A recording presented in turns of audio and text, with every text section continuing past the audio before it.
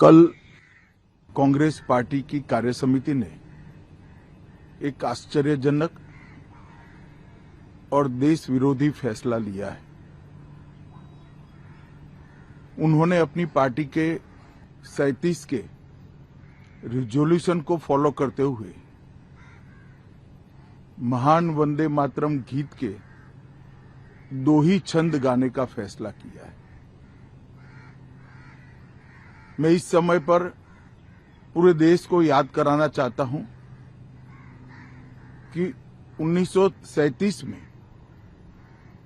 Congress party ने मुस्लिम appeasement के लिए वंदे मातरम के 2 टुकड़े कर देश के विभाजन की नींव डाली थी और वहीं से 2 राष्ट्र के सिद्धांत को ताकत मिली थी और अंततोगत्वा देश का विभाजन हुआ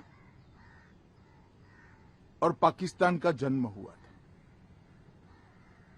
आज जब वो ऐतिहासिक गलती को वंदे मातरम के गीत के प्रागट्य के 150वें साल में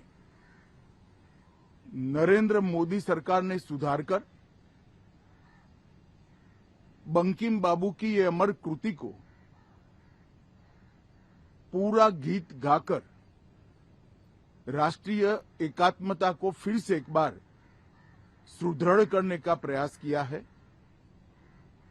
और सभी सरकारी फंक्शंस में इसको पूर्ण रूपेण गाने का जो निर्णय किया है, वो निर्णय को कानूनी जामा भी पहनाया है। इसकी अवहेलना करने का कांग्रेस ने कल निर्णय किया है। कांग्रेस का ये निर्णय केवल और केवल इनकी घोर तुष्टीकरण की नीति की पुष्टि करता है। वोट बैंक के तुष्टीकरण के लिए उन्होंने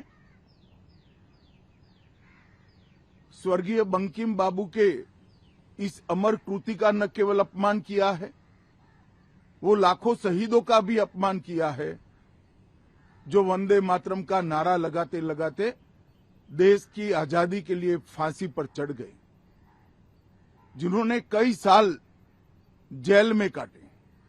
आज कांग्रेस पार्टी 1937 का अपनी पार्टी का रिजोल्यूशन मान रही है और पार्लियामेंट के एक्ट को नकार रही है। मुझे तो बड़ा आश्चर्य है, श्री राहुल गांधी की नेतृत्व में कांग्रेस पार्टी फिर एक बार इस देश में तुष्टीकरण की राजनीति को पुरजोश तरीके से आगे बढ़ा रही है। मैं देश की जनता को अपील करना चाहता हूं कि एक बार इस देश ने गलती करी थी वंदे मातरम के 2 टुकड़े होने देने की, और एक गलती के गंभीर परिणाम हमने भुगते हैं। अब देश की जनता एकजुट हो और कांग्रेस पार्टी के इस फैसले के खिलाफ आवाज बुलंद करे कि अब इस देश में तुष्टीकरण की राजनीति नहीं चलेगी। ये आजाद देश है। आजादी के 80 साल के बाद 1937 में जो फैसला कांग्रेस ने किया था, जिसको नरेंद्र मोदी जी ने सुधारा है, उसके सामने का कोई विरोध इस देश की जनता नहीं सहन करेगी। भारतीय जनता पार्टी कांग्रेस पार्टी के इस फैसले की कड़ी निंदा करती है और हम इसका जनता के बीच में और विधायी सदनों में भी पुरजोश विरोध करेंगे।